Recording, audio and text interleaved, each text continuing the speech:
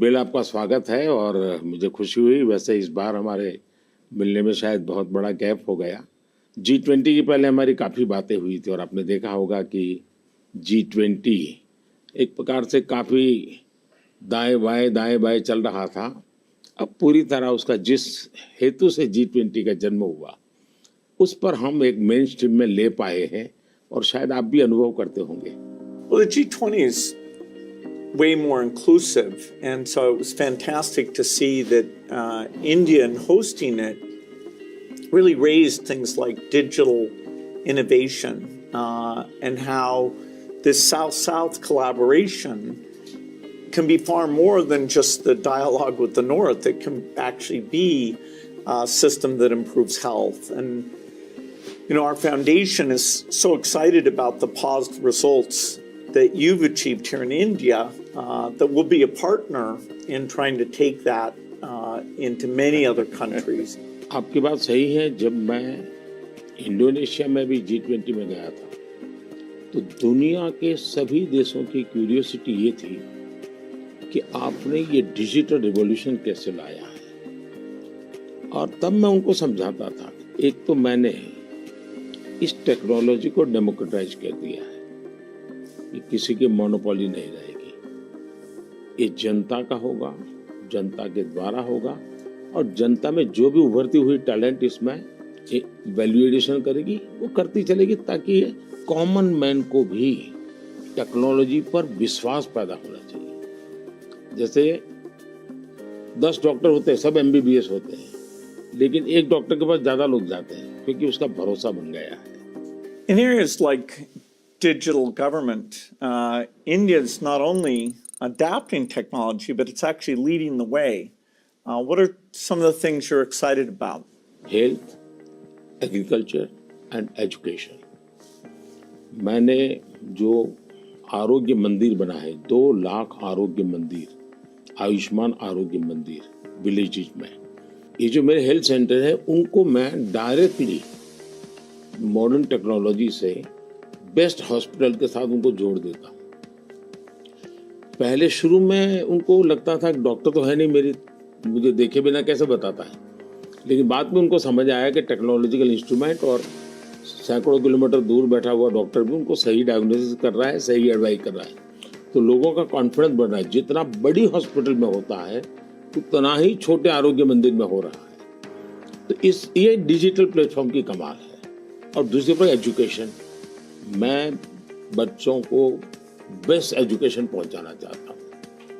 Teacher की जो कमियां हैं उसको मैं टेक्नोलॉजी से भरना चाहता हूँ। दूसरा, बच्चे का इंटरेस्ट विजुअल में है, स्टोरी टेलिंग में है, तो उस प्रकार के कंटेंट बनाना, उस दिशा में मैं काम कर रहा हूँ ताकि बच्चों को लगना चाहिए। और मैंने कुछ सर्वे किया, मैंने देखा बच्चों को बड़ा मजा आ रहा है। मेरे यहाँ एग्रीकल्चर में भी मैं बहुत बड़ा रिवॉल्यूशन ला रहा हूँ और मैं माइंडसेट बदलना चाहता हूँ। In one of the themes I think India brings to technology is that it should be available for everyone, actually lifting up those who need it the most. जब मैं दुनिया में डिजिटल डिवाइड की बात सुनता था, मैं कहता मेरे देश में मैं सब कुछ नहीं होने दूंगा कि डिजिटल डिवाइड हो। और डिजिटल पब्लिक इंफ्रास्ट्रक्चर ये अपने आप में बहुत बड़ी रिक्वायरमेंट है। आज मेरे यहाँ गांवों तक मैं ये डिजिटल फैसिलिटी पहुंचाना चाहता हूँ। तो मुझे लगता है वो बहुत बड़ा टारगेट ग्रुप है। महिलाएं तुरंत नई चीजों को स्वीकार करती है, ये मेरा अनुभव है मेरे देश में। उनके अनुकूल कौन सी चीजें मैं टेक्नोलॉजी में ले जाऊंगा तो वो एकदम से एक्सेप्टेबिलिटी बनती है। मैंने एक कार्यक्रम लिया है, नमो ड्रोन दीदी। इसके पीछे मेरे 2 लक्ष्य हैं। एक तो मैं भारत के गांवों में 3 करोड़ महिलाओं को लखपति दीदी बनाना चाहता हूँ, और वो भी एक गरीब परिवार से। तो मैं एक साइकोलॉजिकल चेंज करना चाहता हूँ। ये छोटी छोटी चीजें नहीं, बड़ी चीजें करनी है। दूसरा, गांव में महिलाएं मतलब यही काम करेगी, भैंस को चराएगी, गाय को चराएगी, दूध दोहेगी, नहीं, मैं उसके हाथ में टेक्नोलॉजी देना चाहता हूँ। मैं साइकोलॉजिकल चेंज लाना चाहता हूँ। गांव के सब लोगों को लगना चाहिए कि ये हमारे गांव को बदल रही है। एग्रीकल्चर को मैं आधुनिक बनाना, वैज्ञानिक बनाना, ये जरूरत मैं देखता हूँ। और उसी लिए मैंने ड्रोन दीदी का, और बहुत सक्सेसफुल चला। मैं ड्रोन दीदी से इन दिनों बातें करता हूँ, उनको इतनी खुशी है, वो कहते हैं हमको साइकिल चलाना नहीं आता था, आज हम पायलट बन गए, हम ड्रोन चला रहे हैं। सोचने का तरीका बदल गया है।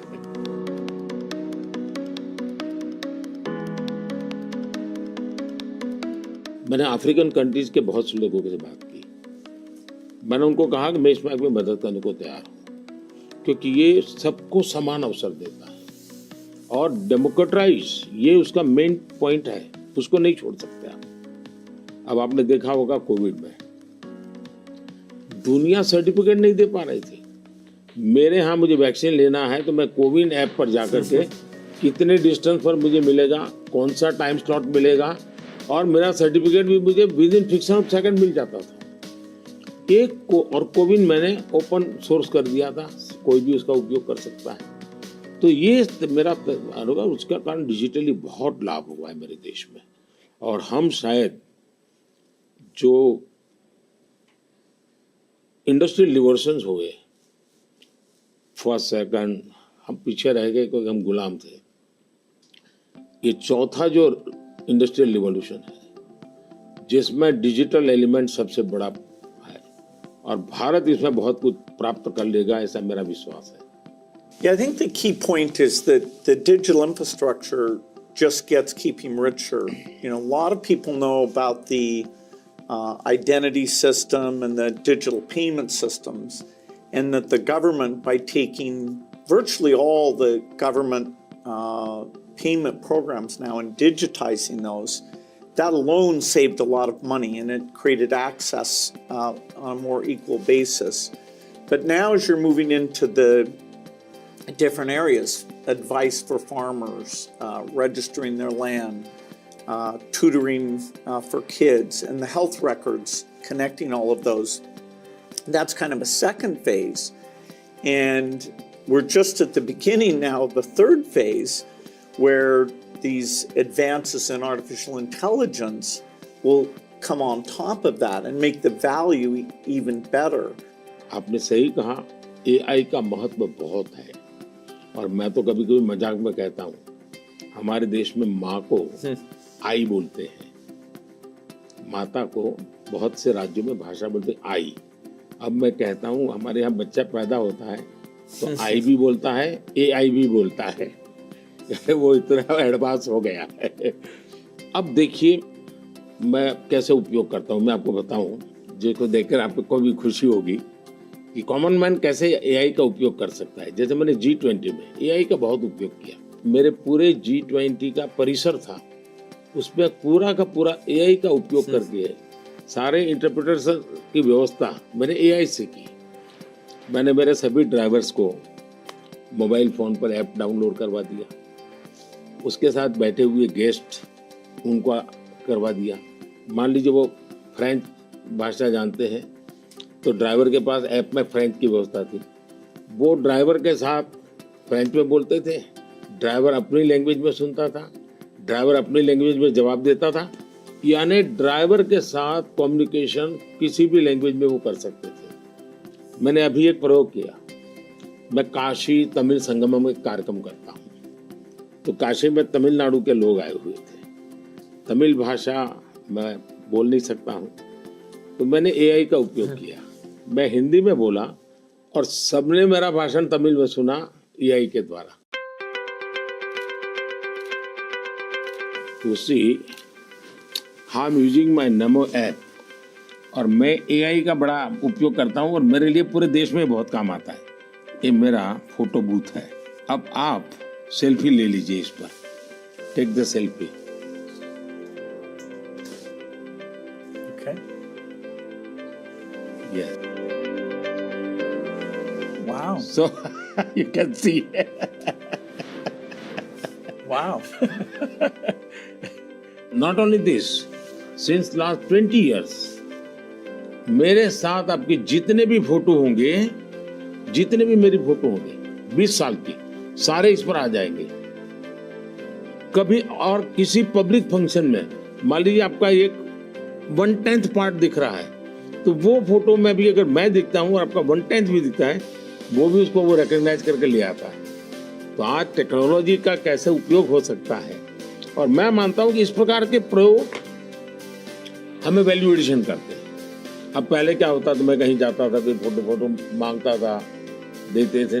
आज मैं कहता हूँ भाई तुम AI पर जाओ, मेरे नमो ऐप पर जाओ, फोटो बूथ में जाओ, खुद की सेल्फी ले लो, आपके साथ मेरा जितना भी फोटो होगा कि कोने में आप खड़े होंगे तो मिल जाएगा। तो हमने थोड़ा रोजमर्रा की जिंदगी में लोगों की मदद करने के लिए उपयोग करना चाहिए। तो मेरी कोशिश होती है कि पहले उसको कंफर्ट लेवल देना, उसको लगना चाहिए हाँ यार ये तो मेरे काम का है। जब काम में होता है तो फिर उसको इनोवेशन करता है, वो नई चीजें जोड़ देता है। I'd love to hear your view on how India sees AI. अगर हम AI को एक मैजिक के टूल के रूप में उपयोग करेंगे तो शायद बहुत बड़ा अन्याय हो जाएगा। या AI का उपयोग अपने आलसीपन को बचाने के लिए मैं करता हूँ कि भाई मुझे किसी को चिट्ठी लिखनी है, मैं ड्राफ्ट नहीं करूँगा, मैं ChatGPT को कह दूंगा कि मेरी चिट्ठी ड्राफ्ट करके दे दो, तो ये गलत रास्ता है।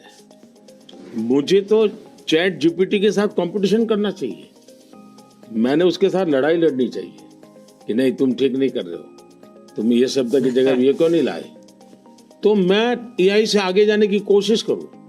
अब जैसे हमारे यहाँ बहुत सारी लैंग्वेजेस हैं, बहुत सारी बोलियां हैं, मैं AI को कहता हूँ आप इन बोलियों को पकड़िए। मेरे एस्ट्रोनॉट्स को इंट्रोडक्शन के लिए गया था, तो हमारे एस्ट्रोनॉट्स किस प्रकार से काम करने वाले थे, तो रोबोट से मैं बात कर रहा था। मैंने रोबोट से काफ़ी बातें की और मैंने देखा कि मैं अलग अलग टोन में बोलता था, थोड़ा लहजा बदल के बोलता था, और मैं देख रहा था कि वो मुझे प्रॉपर रिस्पॉन्ड कर रहा था। फिर मैंने उसका नाम बदल करके पूछने की कोशिश की, तो फिर उसने रिस्पॉन्ड नहीं किया। तो मैंने कहा आपका AI, मैंने 3 मिनट 4 मिनट बात किया, अभी तक वो मेरी आवाज़ को रिकॉग्नाइज नहीं कर पाया। जब तक मैं उसका नाम नहीं बोलता हूँ वो मुझे रिस्पॉन्ड नहीं कर रहा। मैं वो चाहता हूँ कि मेरे आवाज़ को सेंस करे, और भले ही मैं उसका नाम न बोलूँ लेकिन वो मेरे से बात करे। तो उन्होंने कहा ठीक है विल डू दिस। तो मैं हर बार नई चैलेंज देता रहता हूँ। Yeah, it's early days in AI, and I think everyone who uses it, in the same day you're surprised at how good it is, and you're also surprised at how bad it is. It'll do things you think are hard, and then it'll fail to do some things you think are easy. I started my trip here in Hyderabad, which was a nice occasion because Microsoft is celebrating 25 years in the country, and that's been such a fantastic experience. So I was definitely challenging the team there. Hey, we have to make the accuracy better. And for now, it's like a co-pilot. It helps suggest things, but the final decision about medicine or the letter you want to write, the final decision, we still have to review that, even though it may make us a bit more creative and a bit more productive. It seems like AI is a huge opportunity, but there's some challenges that come with that. How do you think India will approach that? देखिए AI ने जो challenges खड़ी की है वो मैंने देखा है कि इतनी अच्छी चीज अगर प्रॉपर्ली ट्रेन किया बिना किसी के हाथ में दे दी जाए तो वो मिसयूज होने की संभावना ज़्यादा है। अब मैंने AI से जुड़े सारे ब्रेन से उनसे भी बात की। मैंने कहा शुरू में हमने कोई भी AI जनरेटेड चीज़ है तो उस पर आना चाहिए वाटरमार्क कि ये AI जनरेटेड है, ताकि कोई मिसगाइड ना हो। और ये बुरी चीज़ नहीं है, सिंपली इट्स AI जनरेटेड, तो मैं उसका वैल्यू समझ लूँगा।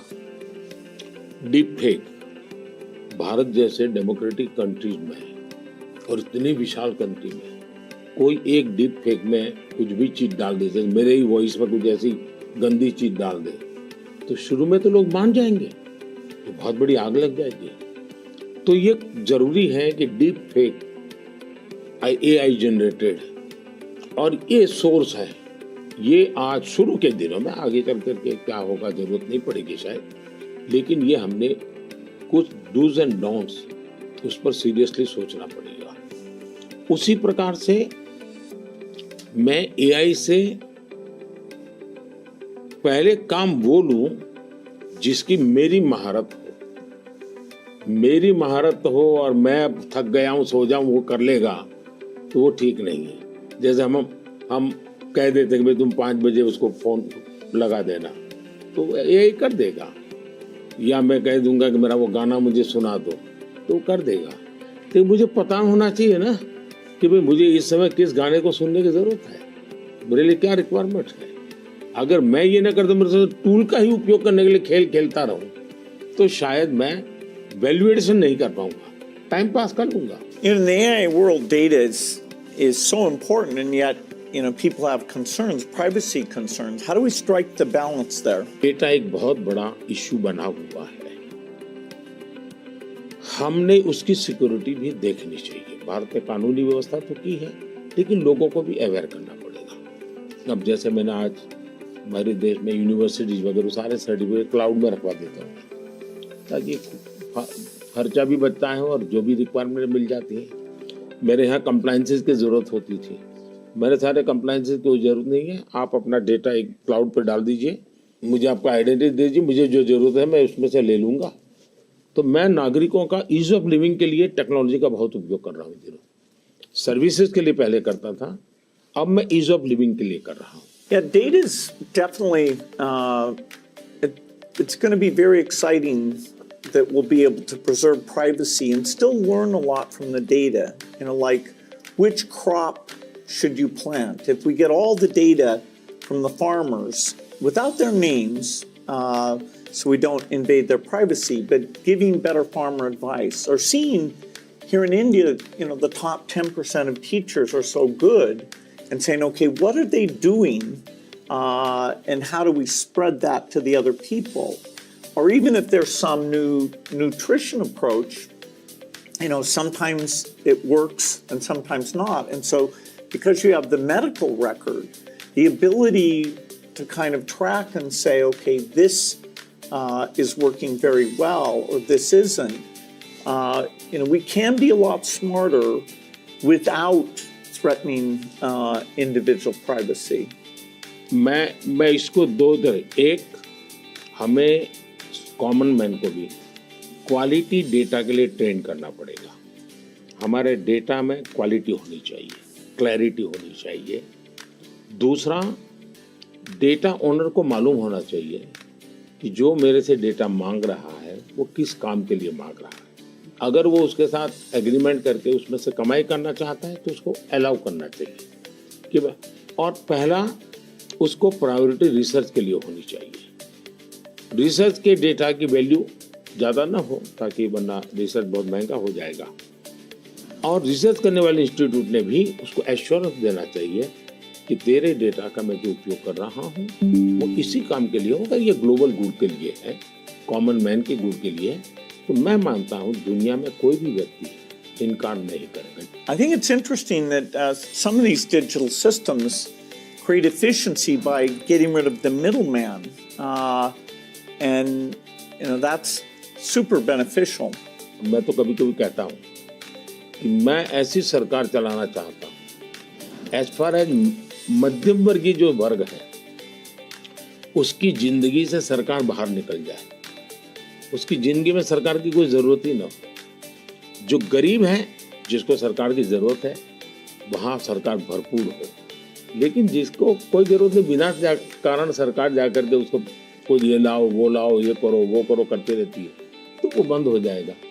और इसलिए मेरी कोशिश यही है कि हमारा प्रयास यही रहेगा कि हम इसको करें। In 2015, one of the great things we did together was you came to Paris for that mission innovation. That was fantastic. Yes.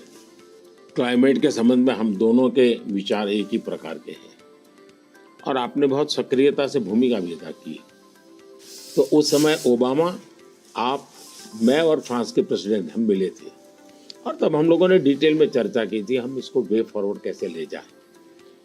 लेकिन दुर्भाग्य से वो बात ज़्यादा आगे चली नहीं। लेकिन G20 के बाद क्लाइमेट को लेकर एक वातावरण बना है कि भाई सब लोग अपनी अपनी जिम्मेवारी अदा करेंगे। तो जो हमने बीज बोए थे और जिसमें आपकी भी बहुत बड़ी भूमिका थी, वो अब कुछ वटवृक्ष के रूप में सामने आएगा, ऐसा मुझे लग रहा है। मैं समझता हूँ क्लाइमेट एक ऐसा विषय है, जरा खुले में जाकर के हम लोग बात करते हैं।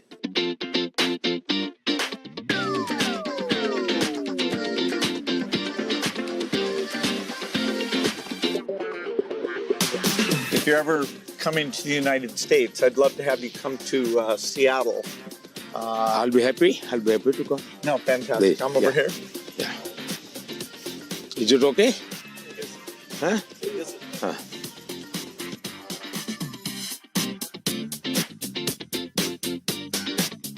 क्लाइमेट को लेकर के हम बात कर रहे थे। भारत, मुझे बहुत खुशी है कि हम रिन्यूएबल एनर्जी के क्षेत्र में बहुत तेजी से आगे बढ़ रहे हैं। सोलर एनर्जी, विंड एनर्जी, हम काफ़ी काम, हम न्यूक्लियर के अंदर काफ़ी तेजी से आगे बढ़ना चाहते हैं। उसी प्रकार से ग्रीन हाइड्रोजन को हम बहुत तेजी से आगे बढ़ना चाहते हैं। मैं तमिलनाडु में था तो हमने एक हाइड्रोजन से चलने वाली बोट मैंने वहाँ से रवाना की, जो काशी में मेरे जो टूरिस्ट आते हैं उनके लिए ये एनवायरनमेंट फ्रेंडली, पॉल्यूशन फ्री ये बोट काशी से अयोध्या के लिए चलाने के लिए मैंने सोचा है, ताकि क्लीन गंगा की मेरी जो मूवमेंट है उसको भी मदद मिलेगा, एनवायरनमेंट कॉन्शियस सोसाइटी के लिए भी वहाँ से एक मैसेजिंग होता रहेगा।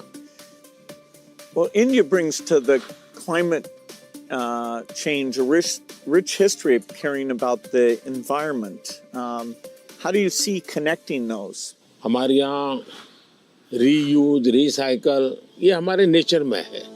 अब देखिए, ये जो जैकेट है ये रिसाइकल मटेरियल का है, लेकिन ये रिसाइकल मटेरियल की भी विशेषता है। इसकी विशेषता ये है, जो टेलर के यहाँ कपड़े के टुकड़े निकलते हैं ये सारा वेस्ट इकट्ठा किया हुआ है, फिर जो पुराने कपड़े हैं उसको भी इसमें लिया हुआ है, और 30-40% वेस्ट प्लास्टिक बोतल को लिया हुआ है, और उन सबको रिसाइकल करके ये कपड़ा बना है। Yeah, the innovation both here in India and the world is coming along. Are the goals that we set, staying below 1.5 degrees, we probably will miss that. Even 2 degrees isn't going to be so easy. And the thing you and I really emphasized in Paris is the need for innovation. If the green approach can be made as cheap or cheaper than the old approach, then the adoption will be very good. If it's more expensive, it's not clear who's going to be willing to pay for that. Should the rich countries pay for that? It's not fair to tell India to slow down, building basic infrastructure just because the West had those emissions. But you'll have to have some adaptation, because there will be some warming, particularly which farmers will have to take into account. मुझे लगता है कि हमने 2-pronged strategy की तरफ जाना चाहिए। एक तो है इनोवेशन, और इनोवेशन में हमारी जो रिक्वायरमेंट्स हैं वो क्लाइमेट फ्रेंडली कैसे हो, नेचर फ्रेंडली कैसे हो, उसमें इनोवेशन हो।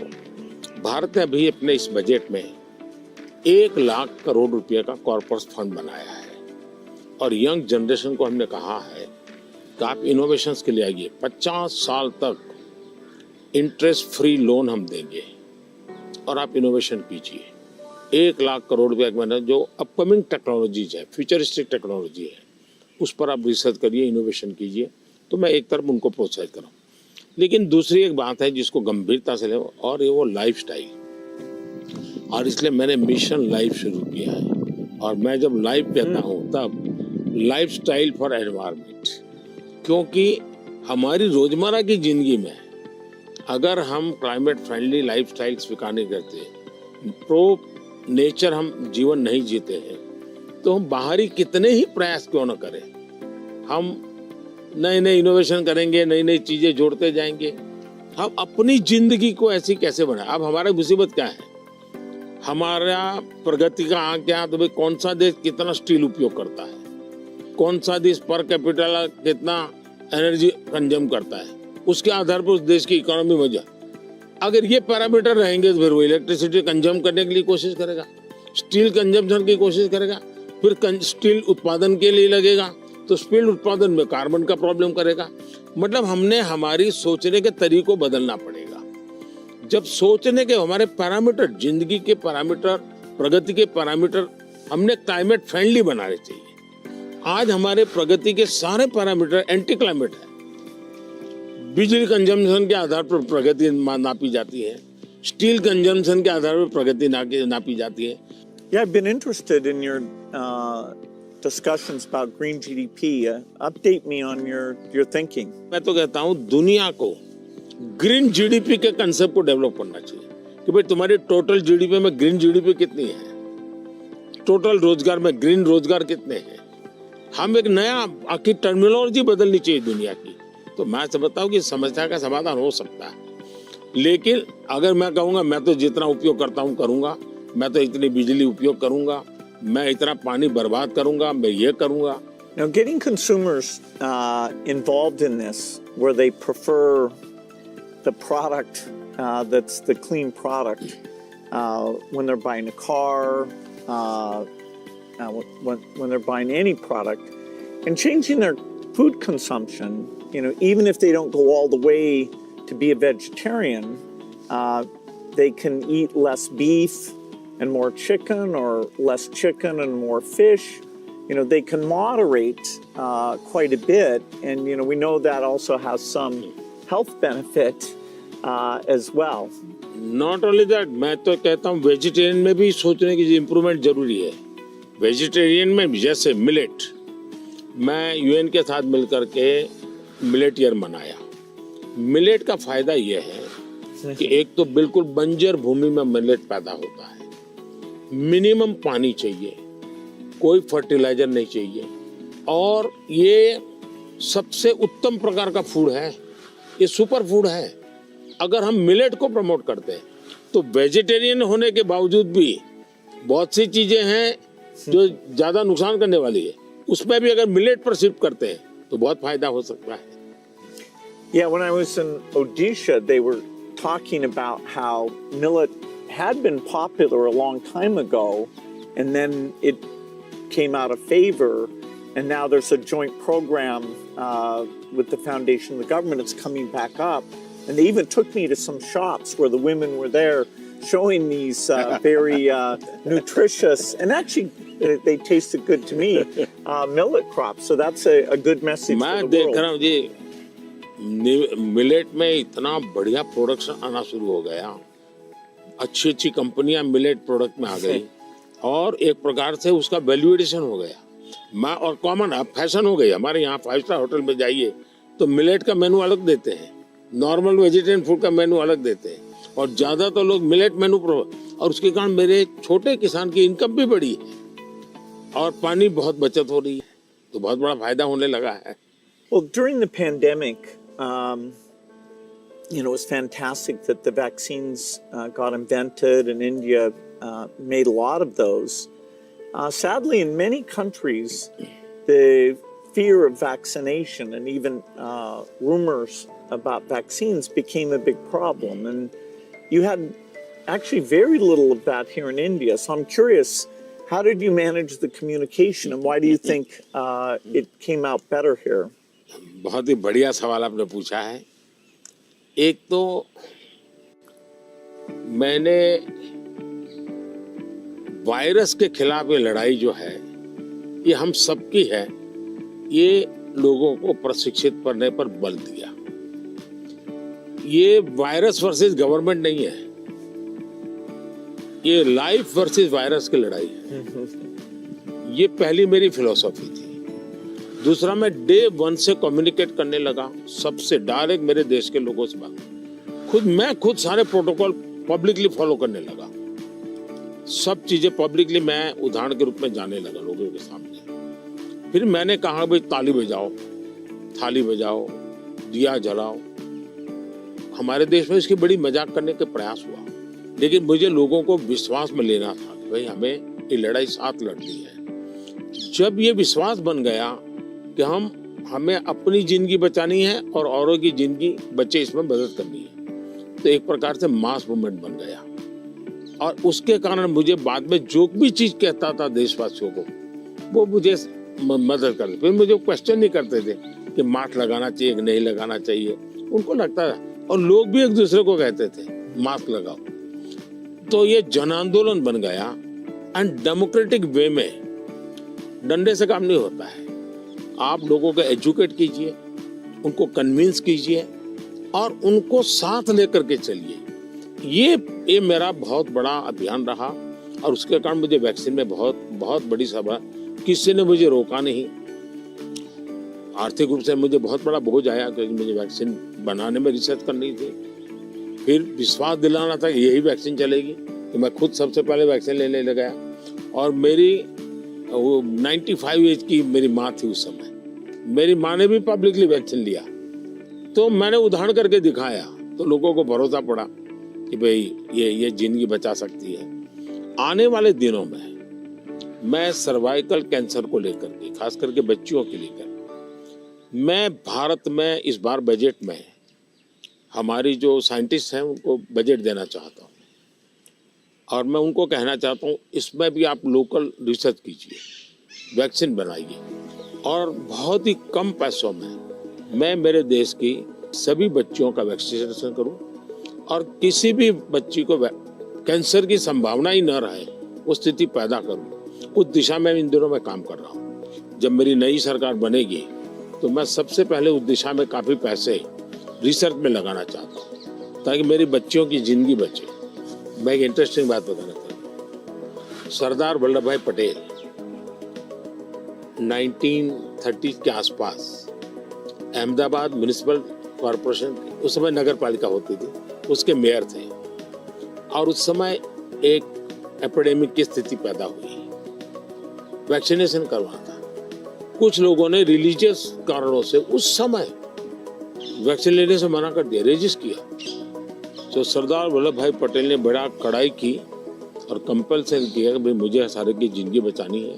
यानी ये रेजिस्टेंस दुनिया के हर देश में सदियों से चला आया रहा, लेकिन अगर उसको ओपन अप करके हम करें तो शायद ठीक हो जाता है। तो मैंने सुना है कि आप गुजरात स्टैच्यू ऑफ यूनिटी पर जा रहे हैं, आपने शायद उसके विषय में कुछ पढ़ा होगा, आपने जाने का कार्यक्रम बनाया है तो। No, I'm very much looking forward to that. I understand it's quite grand, much bigger than the Statue of Liberty. So that'll be fun to see. And also to meet some of the women's groups there and hear how they've gotten involved in tourism or how they see all the work that they do. इसकी बड़ी interesting story है, background information मैं आपको देना चाहूंगा। सरदार वल्लभ भाई पटेल की विशेषता ये रही थी, भारत को एक करने में उन्होंने बहुत बड़ी भूमिका निभाई थी, यूनिटी में बहुत बड़ा रोल किया। तो मैं जब गुजरात का मुख्यमंत्री था, मैंने एक मास मूवमेंट शुरू की। मैंने लोगों को अपील की कि हर गांव से मुझे खेत में जो उपयोग किया है औजार, उसका लोहे का टुकड़ा चाहिए। हर गांव से एक लोहे का टुकड़ा चाहिए और वो चाहिए क्या, जिसका कभी न कभी खेत में औजार उपयोग किया है। तो हिंदुस्तान के 6 लाख गांवों से मैंने किसानों से लोहे का टुकड़ा इकट्ठा किया, उसको मेल्ट किया और उसका मैंने स्टैच्यू में उपयोग किया है। दूसरा, मैं हर गांव से मिट्टी लाया, उस मिट्टी का मैंने एक यूनिटी वॉल बनाया है। तो हिंदुस्तान के 6 लाख गांवों की मिट्टी उसमें है और मेरा उसके पीछे स्पिरिट है यूनिटी का। हमने इतने बड़े देश की विविधताओं के बीच में एकता कैसे बनानी, उसके लिए मैंने स्टैच्यू बनाया और स्टैच्यू ऑफ लिबर्टी से ये डबल साइज का है। ये दुनिया का सबसे बड़ा ऊंचा स्टैच्यू और कम से कम समय में बनाया। Yeah, I hope they have a video of the construction because I'm always fascinated how do you assemble something like that? इसका पूरा एक मैंने किताब निकाला है, स्ट्रक्चरल इंजीनियरिंग का पूरा। Okay. फिर फाउंडेशन स्टोन से लेकर के अब तक टेक्नोलॉजिकल इंप्रूवमेंट कैसा हुआ, उसका डिटेल स्टोरी है, वीडियोग्राफी भी है और बुक फॉर्म में भी है। वो मैं अपनी टीम को बताऊंगा, वो आपको मिले, क्योंकि ये सच में। और मैंने सभी इंजीनियरिंग स्टूडेंट को वहाँ स्पेशली ले जाता था कि वो ये स्ट्रक्चरल इंजीनियरिंग का स्टडी करें कि इतना बड़ा काम कैसे हो रहा है और वो बहुत ही उनका इंटरेस्टिंग था वो। अभी मैंने गुजरात में हिंदुस्तान का सबसे बड़ा सी केबल ब्रिज का उद्घाटन किया, हिंदुस्तान का सबसे बड़ा। तो मैंने इंजीनियरिंग स्टूडेंट को कहा तो वहाँ जाइए, उसका स्ट्रक्चरल इंजीनियरिंग का स्टडी कीजिए, क्योंकि मैं ये हमेशा इन चीज़ों में चाहता हूँ कि चीज़ें बना करके छोड़नी नहीं है, मैं उसमें इंस्टीट्यूशनलाइज करना चाहता हूँ, नई पीढ़ी को तैयार करना चाहता हूँ। So over our careers, technology's gotten so much better. I'm just curious in terms of your journey of using, PCs or phones or different types of software. Was there something that really drew you in, or what's that been like? एक तो मुझे पागलपन है technology का, खुद expert नहीं हूँ, मेरी क्यूरियोसिटी रहती है, बालक की जैसे रहती है वैसे रहती है। मुझे बहुत याद है, बहुत पहले मेरे पास एक गैजेट था, हाथ में रखने वाली छोटी सी डायरी थी, अच्छी थी लेकिन थोड़ा वेट था। मैं बहुत साल पहले यूएसए गया था, तो जब यूएसए गया तो मैं बड़े मॉल में जाता था, लेकिन मैं टेक्नोलॉजी वाली दुकान पे जल्दी जाता था। तो मैंने उनको कहा भाई ये इसका लेटेस्ट वर्जन कोई है क्या? तो वो देखता रह गया ये क्या है, बोले अभी तो हमारे देश में ये आया नहीं है, तो ये भी तो अभी आया नहीं, तो अगला वर्जन कहाँ से आएगा? तो मैं इतना एडवांस चीज़ों को ढूंढता रहता था, देखता रहता था, लेकिन मैं टेक्नोलॉजी का गुलाम नहीं हुआ, मैं किसी से बंधा नहीं हूँ। मैं पानी के प्रवाह की तरह नई नई नई नई चीज़ों को खोजता रहता हूँ, ढूंढता रहता हूँ, और कहीं पर मुझे सुनता हूँ तो मैं ले आता हूँ। और शायद मुझे जल्दी से करने का भी शौक है, उसको मैं जल्दी से जल्दी कैसे लाऊं, जल्दी जल्दी कैसे करूं। जैसे एआई दुनिया के चर्चा करने लगी तो मैं एआई के पीछे मैं क्या कर सकता हूं। दूसरा, मेरा ध्यान किसी चीज को देखता हूं, उसका मल्टीपल यूटिलिटी क्या होती है, तो मेरी सब फैकल्टी उस पर काम करना शुरू कर देती है। मैं कोई चीज देखता हूँ तुरंत नहीं ये नहीं, ऐसा करो ऐसा करो ऐसा करो। तो ये शायद मेरा गॉड गिफ्टेड मेरा नेचर है। जो मैं समझता हूँ हमारे जो दर्शक हैं उनको शायद कुछ ऐसी चीजें हैं सुनना बहुत अच्छा लगेगा। आपकी जिंदगी के विषय में जो सुना है कि भाई गैरेज में आपने जिंदगी की शुरुआत की और वहां से यहाँ पहुंचे, उस जन्म में सबसे संतोषजनक पल कौन सा आया होगा? I'm so lucky.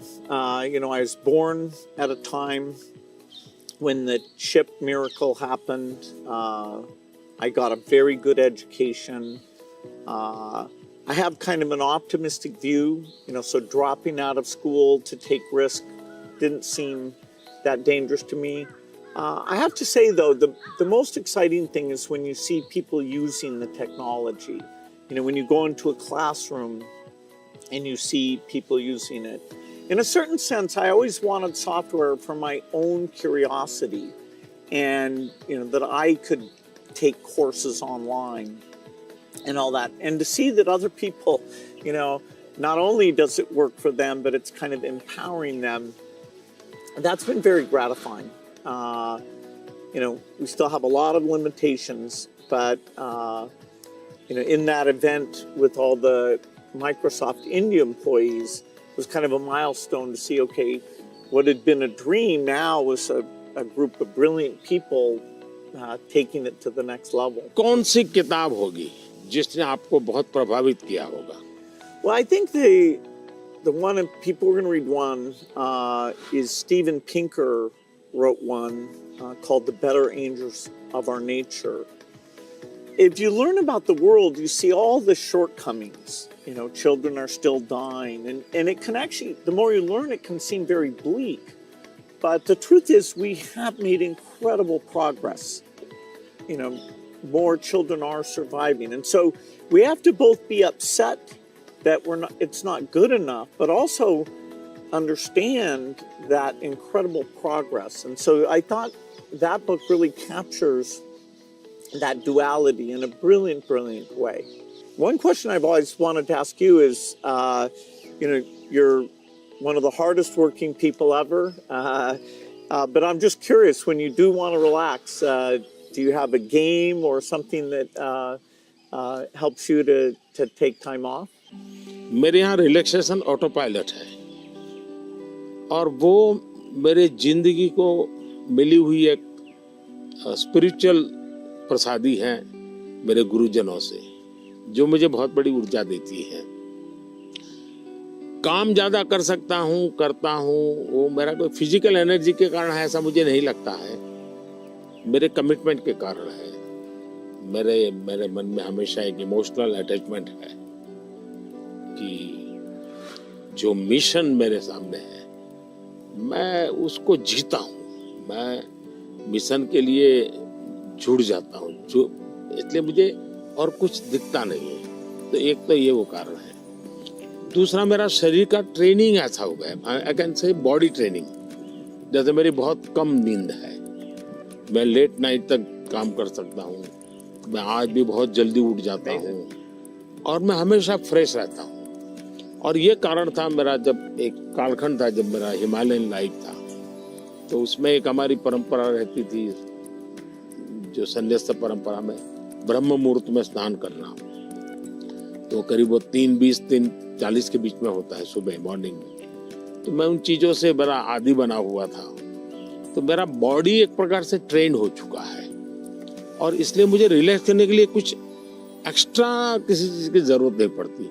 और उसके कारण एक कमी भी है कि मैं कोई एक्स्ट्रा एक्टिविटी जानता भी नहीं हूँ, क्योंकि मैं इसी में लगा रहता हूँ, अपने काम में नया नया करता रहता हूँ। तो ये एक अच्छाई भी है, कमी भी है।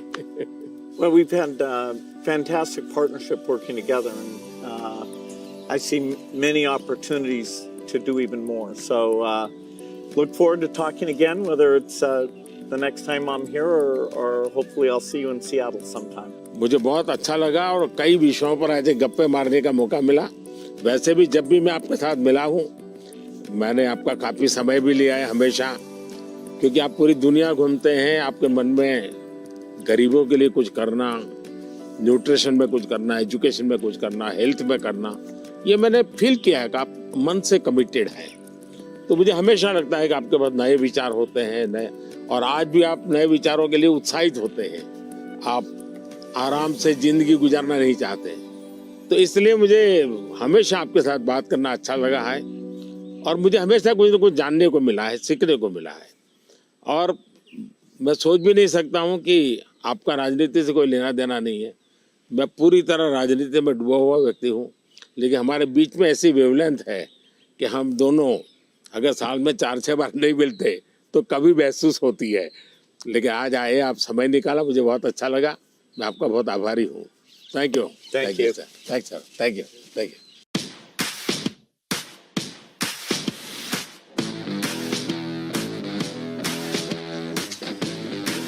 These are some nutrition books. Finally, we're making progress on nutrition. Yes, thank you.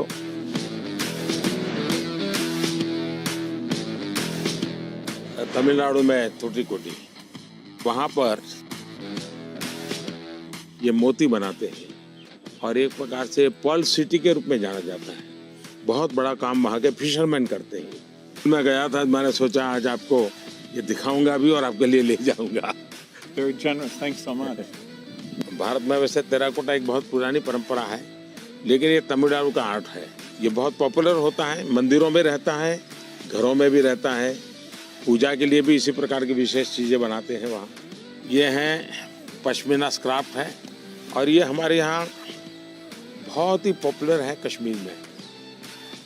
ये केसर है, ये भी कश्मीर का है।